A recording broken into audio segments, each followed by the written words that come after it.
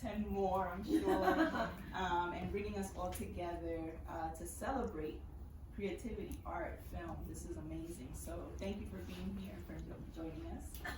And for our wonderful lots of films that we just watched. I guess to start, everyone, if you want to introduce yourself and speak briefly about the project that we just saw. So I'll start, I guess.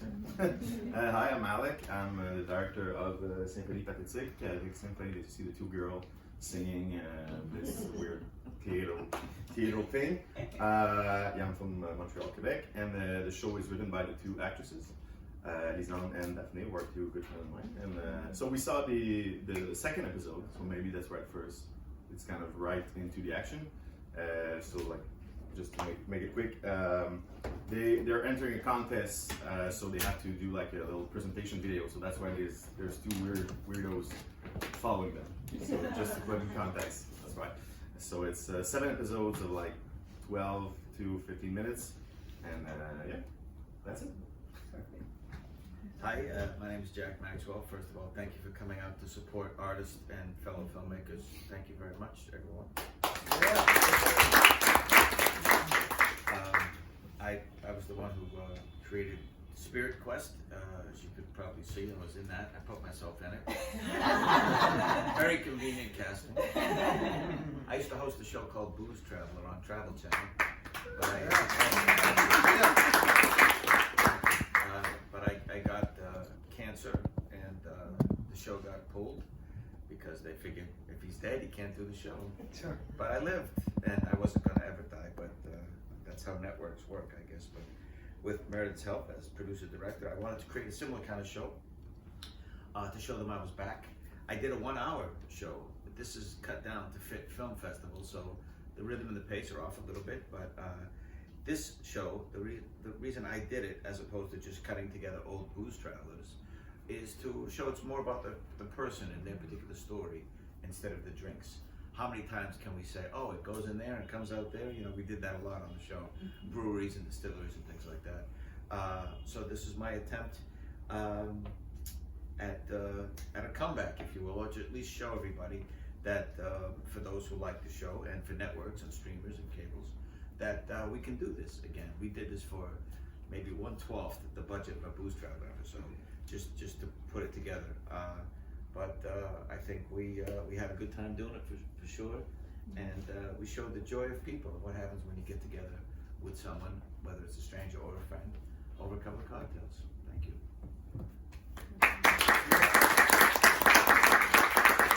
As Jack said, I'm Meredith Thomas. I'm the director and producer, and Jack and I have actually known each other for 20 years, and we lost touch at some point in those 20 years, and through a mutual friend, I heard about what was going on in Jack's life and the show, and then fighting cancer and then beating cancer. And right at the beginning, well, right kind of into the pandemic, we reconnected from that friend and started to collaborate and figure out how we could work together. And then Jack put this together so quickly. He told me about his trip down to San Diego and the locations and everything, and I just said, well, let me know. I said, let me know if I can help. And I think he was a little bit like, well, I didn't want to ask, but I thought you'd never ask, so yeah. But I should say that we met, because I have a couple of my students here, we met 20 years ago at an acting school. And it was kind of a networking type of place where we met casting and agents and that kind of thing. And 2 of my students came out, who now are New York actresses, came out too. But that's, so the connection of that one place that we connected, then lost touch, but I reconnected with the friend who I'd met there, and then Jack and I, and then not too long later, we're down 10 days in San Diego making this happen. So it was pretty awesome quest that we went on. So to speak. Yeah.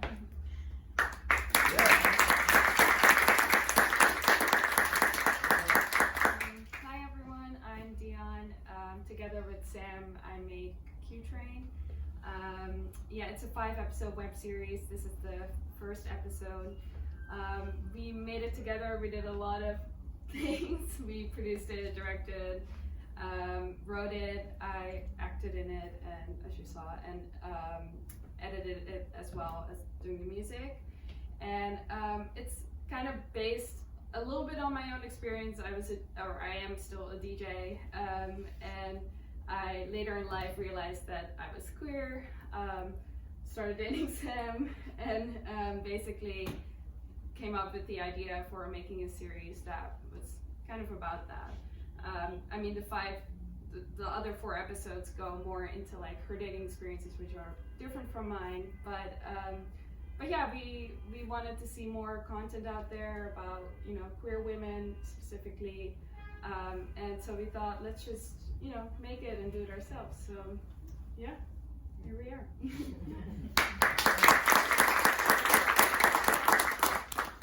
I don't have much to add to that. I feel like, you know, you captured it really well, but yeah, I think what we really want to do is just kind of a celebration of the New York City, especially. Yeah. You see a lot of like Brooklyn and Queens in there as well, on one episode. And yeah, celebration of queer dating, of New York subcultures, like big techno scene, DJ scene out in Bushwick. And yeah, so that was love the first episode for capturing all of that too. So really, so yeah, thanks for Wellfest for like having us. So I really love knowing the kind of like the backstories behind how these projects came to be. That's the part I always find so interesting. What was kind of the thought process? What made you create what you created? And then in knowing how sometimes with budgeting or, you know, putting together projects and sticking to them, right? Like, what were some of the challenges that you faced while putting this project together, but not just what those challenges were, but also how you overcame them? Whoever wants to go first. I can go first. So yeah, it's a 7-part episode, and we didn't shoot it with a lot of budget. You know, it's a small budget, small team. It's 9 days of shoot for the whole 7 episodes. So that was quite the ride. And you know, about the episode we shot in a cinema, but you know, with the money we had, it had to stay open. So that was a problem. But you know, it turns out you know, all the sound design we had to do, we already had it in there. So the sound that's popping, we had clients there, we had clerks talking. Turns out, you know, that's kind of the sound design we need for the scene. So that's not so bad. on the shoot, it was bad. You know, the sound guy wasn't having a good time. At the end, he came to me and said, "I don't want my name on it." And I showed it to him in the editing process, and it was like, hey, it turns out it's not nice sound design, you know? Yeah. So sometimes it turns out well. So yeah, that's a little story there. I love that. That's a great example of one of my favorite sayings, especially being in the entertainment business. Victory has many fathers, but defeat is an orphan. They want to be with you when it's going well, the minute it's not. Challenge for my show was on just about zero money, getting all the locations and get everybody to say yes. And again, it's an hour show, so there are many more segments. This is half an hour. And of course, it centered around getting a good guest star, and that was Sammy Hagar, of course. I was just about to ask that. Yeah, and by the way, thank you for having us. I really appreciate that. We came all the way from LA because we thought it was worthy, and we are very happy to celebrate again with fellow filmmakers. But Sammy Hagar, real quick, I'll tell you, because I know we have other movies to get to, but I was on my first and only cruise with a friend of mine who had an extra ticket because his girlfriend broke up with him and his whole family went. Anyway, I'm on this cruise and we're leaving It's Cabo. also the friend that reconnected us. Yeah, that's why I said it. Yeah. Yeah, exactly. Yeah. So we're leaving Cabo. The anchor's just about ready to pull up, and I get a text on my phone. Hey, Jack, it's Sammy Hagar. Big fan. I wish I was in one of your episodes when you're doing Booze Traveler. I hear you're in Cabo because I posted on Instagram. Because everybody does it. So I can't go somewhere without posting it. So it didn't happen, right? So, love to meet you. I see you're in Cabo. Can you come by and say hi? So I wrote back, but anybody would, right? Get that, my Is this you, Mikey? Is this you, Frank? Someone called. But it was really him, and I guess he was a fan of the other show, and he said, hey, if you ever do anything, I'd like to be in it. So I had an idea to, what I would do to get back with that kind of show. So very graciously and generously, he decided he'd love to do an episode of the show, and we worked it around all of that, and he gave his time, and of course he was really great, and he was so wonderful. It just really showed why we do this, not for the money, the fortune, the glory of fame, any of it. It's just to have those kind of experiences. And again, not because he was Sammy Hagar. I enjoyed all the segments, like the guy in the restaurant, just agreeing to tell us why he has a restaurant that's always open 24/7. And it didn't make the final cut, but he said, it hasn't closed since 1949. I said, well, then why do you have locks on the doors? Better cut that out because he didn't quite get that. We have to have locks in case we do close it. Didn't quite fit it the way it did in my head. But just the joy of making a film about yourself or your experience or something, funny and absurd and all of that. I just knew from doing 4 years of Booze Traveler and going around the globe and meeting all these people that not to try to chase the dragon per se or recreate the experience, but it was just such a joy. I just wanted one more crack at it, and that's why I did it. It was certainly very difficult to put it all together, and people are changing dates. Even Sammy had to change his date and all of that, but the joy was worth it, and it'll always be. That's how I know we're doing what we're supposed to be doing.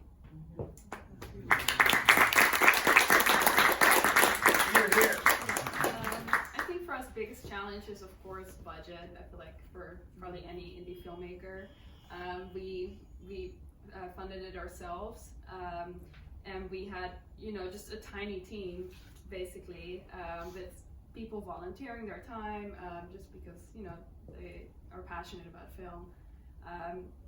But that also leads to Sam, who's directing on set, having to run down to get our pizzas while we're filming, and that type of thing.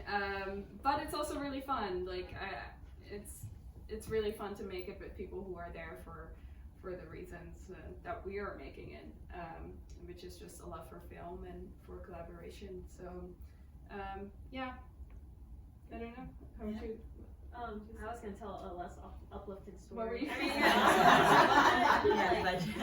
The exterior scene when they're outside the club was actually a different club from the interior scenes, and we basically had to film those one Thursday night. Everyone got off from their day jobs. We run to, and then we kind of got half permission, which means we got yelled at during it, and then we got yelled at, and it was a club that was going on, so people were going in and out, so the sound was also a nightmare. We actually had the ADR part of it. What about your train scene? Was that in the middle of the night? Oh, that was pretty tricky too. Yeah. All on Sunday. It was in the middle of the day, but it was all underground.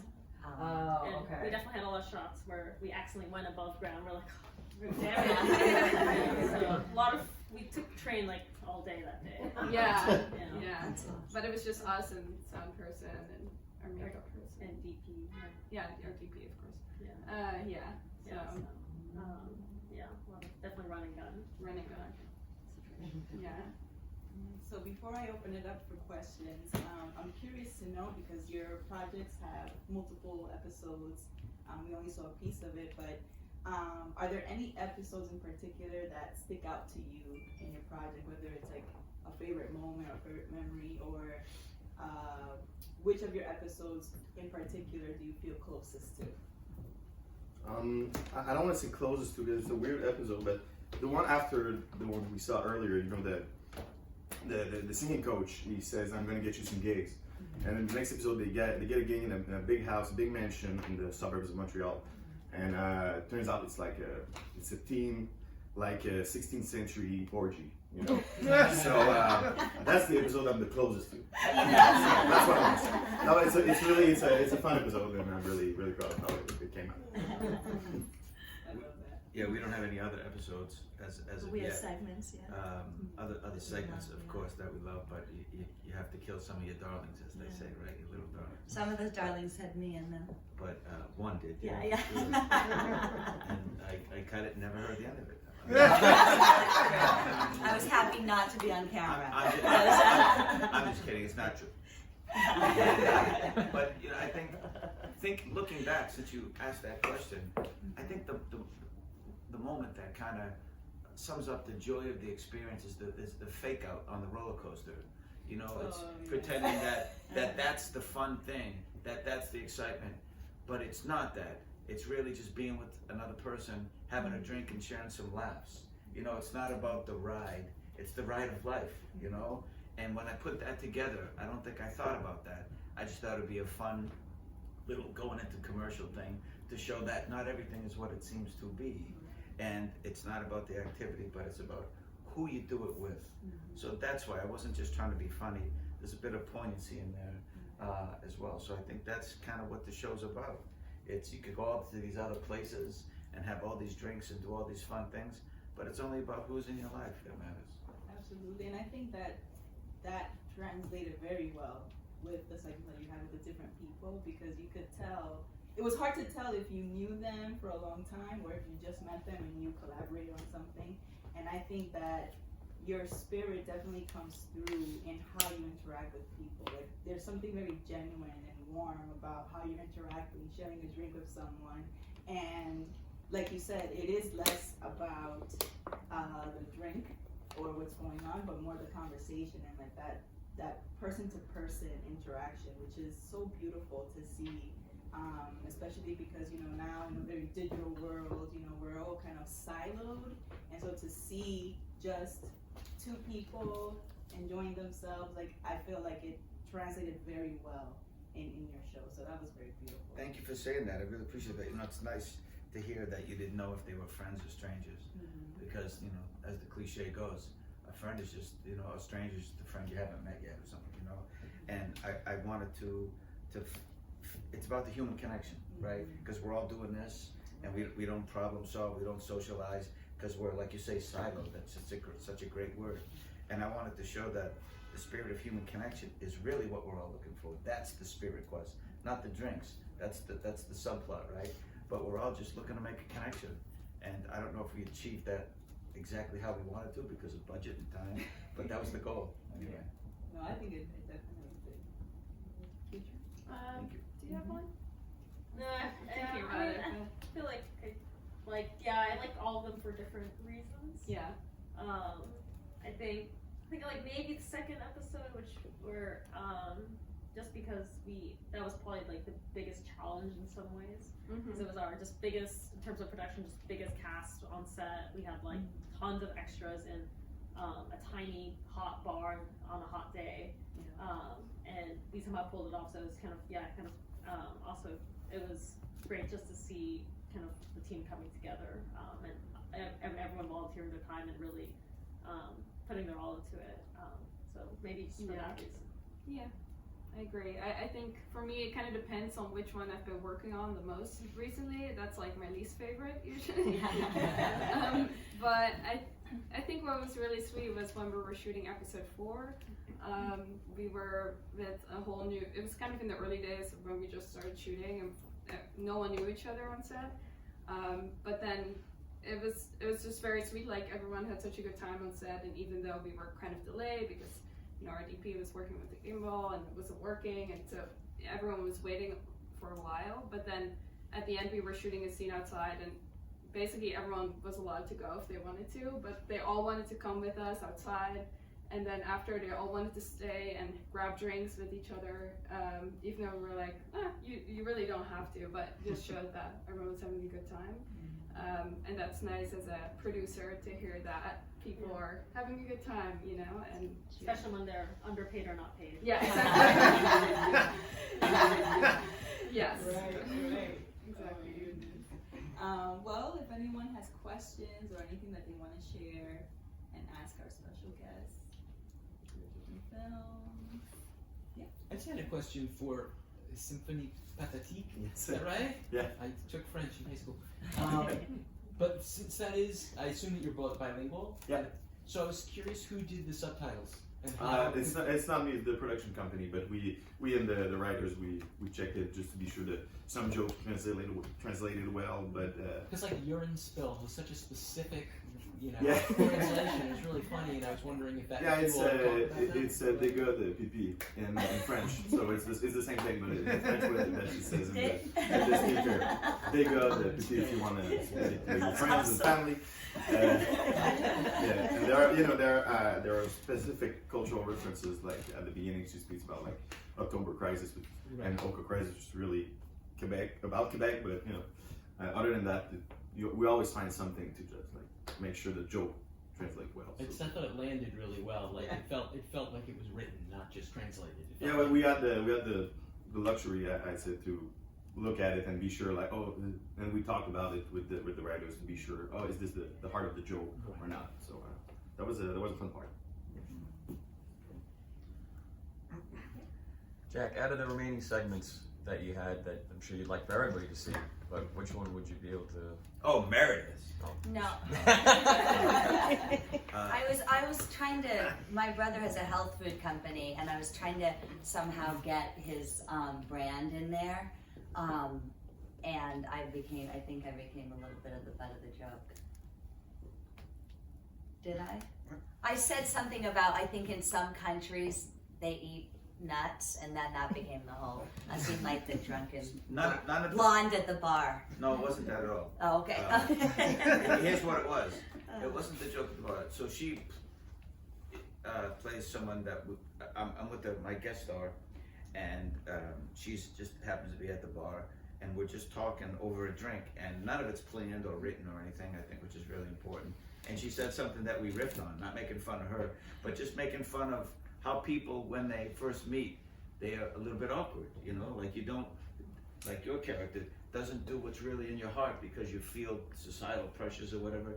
And she tried to come up with something like you would at the bar, and we tried to come up with something. We all laughed at each other, is how I felt it was. Yeah. But it was a nice segment because it was just about the exchange at a bar. It wasn't about the bar itself or the drinks or anything.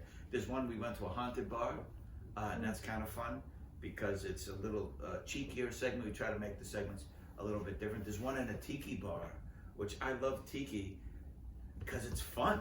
There's no other reason. The drinks aren't great, the alcohol is not top notch, but tiki is just fun. It's just great. So there was that segment. What else got cut? Well, we didn't even, we shot at a vineyard, and Jack knew then. It was just, we weren't getting, it wasn't interesting. Like, so it was kind of it was a bummer because it was a beautiful location, but so that one didn't even make it into the guy hour. Was really dry. And that's how we talk. And the grapes are not on the vine currently. And I always want to put in because it could have been funny, but I didn't want it. What you pointed out, I didn't want to make it seem like I was making fun of a guest star by putting that in, because clearly the whole segment would have been 3 sentences because he's just so slow and dry with this thing. So that's part of it when you're looking at segments and beats and things like that. And again, we had to put it together like that on a micro budget. But that's a good question. Maybe you'll see it in another episode, or if the show gets picked up, it's at 1 hour runtime. So we'll maybe we have it the whole hour as well. And again, for the sake of this, for the festivals, we had to cut it down. But for you, sir, I will show you the whole show. You decide. It's an hour with commercials. Yeah, 43 minutes tops. For our sponsors which is an hour out of there. broadcast, hour of broadcast television. Yeah, thank you for asking that. Yeah, one for Q-Train. Where did you find your other actors? Are they friends of yours or colleagues on other projects or from acting school? Because everybody felt kind of very of a piece and like they could have and should have been there in that club. And I mean, it's just, it's been some days since I've been to a rave or something like it, you know what I mean? But like I used to break dance since I was very young, and I loved to dance, and I loved little spots like that. And I'm sure the scene is very different now, and obviously it's different music, but it just, I don't know, it felt like you were capturing something there, and I just wonder where you found them. Thank you. That's Sure. so nice. Yeah. Well, some actors we cast. Najib, who plays Joshua the Date, he's a friend of mine who went to Juilliard. He was like a recent grad, so and actually this is kind of how I met him too. He played someone inspired by him. Yeah, exactly. In real life. Yeah, and everyone else I think we cast from Actors Access, right? Yeah, so just auditions and but yeah, one of my favorite parts of the whole process is finding the right people. Yeah. It's the most fun, right? Oh, absolutely. Well Yeah. done. And then of course the extras, like background talent, we posted everywhere and just tried to get people to come out and support the cause. So yeah, we were just lucky that they showed up. Yeah. Okay, so just to close out the panel, if you could have, or what's one piece of advice that you've been given in your career that has truly, that you've carried this advice and you feel is what keeps you going in your artist life?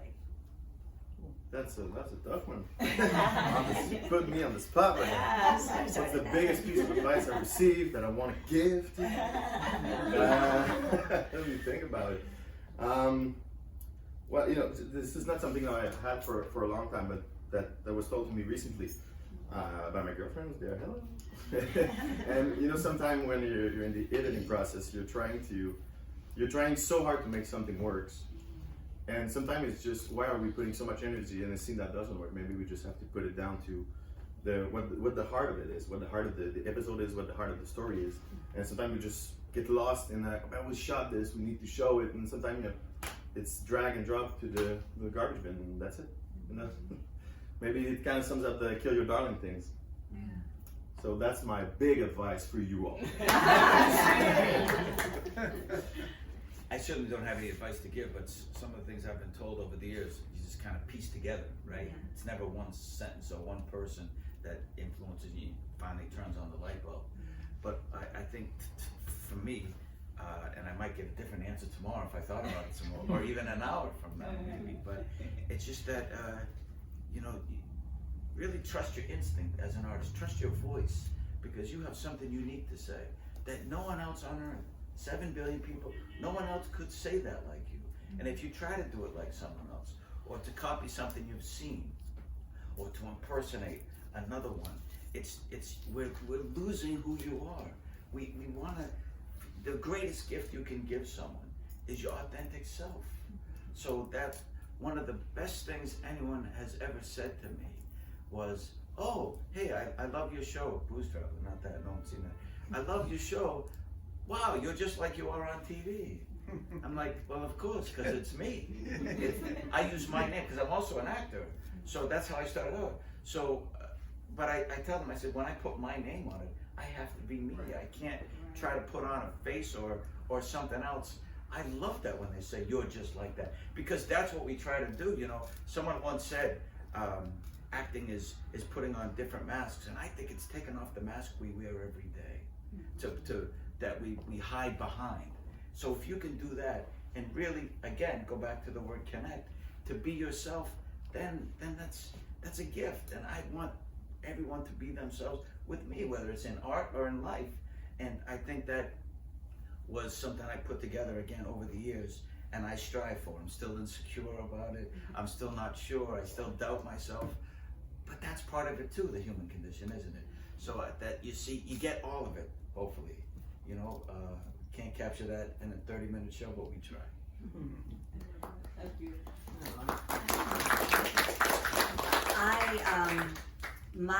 I have learned to just go with it and pivot and go with flow has become, like, the flow state has become kind of a catchy phrase right now. But when I think about how my career has gone, I just have always been willing to be like, oh, I'm gonna take it there, and I'm gonna take it there, and my career, I'm an actor as well, and produce and direct, and it certainly doesn't look like how I thought it would when I was 19 years old, but it's also pretty darn good. And so not fighting against that flow of the direction you're being moved in.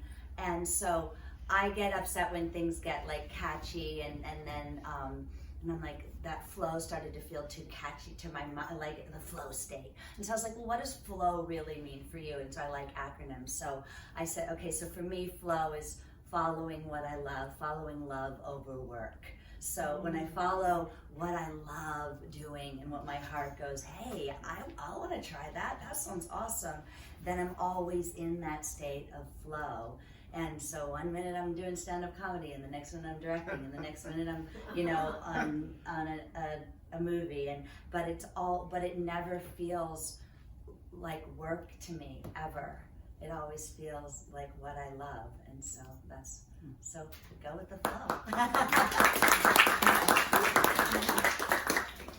Yeah, I feel like my answer is kind of similar to that, as in, I think in the past I tried, especially going to like acting school and stuff, I think I tried to like fit myself into certain boxes, be like, oh, I need to have a perfect American accent, and I need to like, I don't know, look a certain way and do this, and I realized like, no, I can follow my own interests and invest in that, focus, like, I feel like you've actually made me realize a lot of that is like not trying to focus on results, just trying to focus on what you love and building your skills in that particular thing, and just making stuff and seeing where it goes. But yeah, just doing it for the enjoyment of it, and for learning, and for connecting with yourself and who you are as a person, and therefore also connecting with other people, because you're also showing them that they can be themselves. And yeah, I think that, I hope that answers it. I love that. Yeah, I love that. I feel like mine's pretty simple. I feel like you told this to me, you heard Jay Shetty say it or something. Yeah. Which is, I think it's scary to put something out there, you're like, to create at all, I think. But then I remember you said that he said, be a creator, not a critic. Not a consumer. Oh, not a consumer. But also probably a critic. Yeah. That's right. That's your quote. Yeah, That's your to quote stance. myself. Yeah, because it's hard. Yeah, I mean, no offense to critics, but it's hard to create, and I think just putting yourself out there is hard.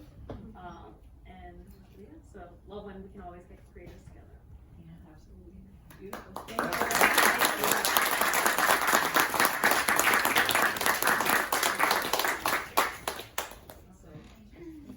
Well, thank you to everybody on the panel. Thank you, Mel, for moderating. I really appreciate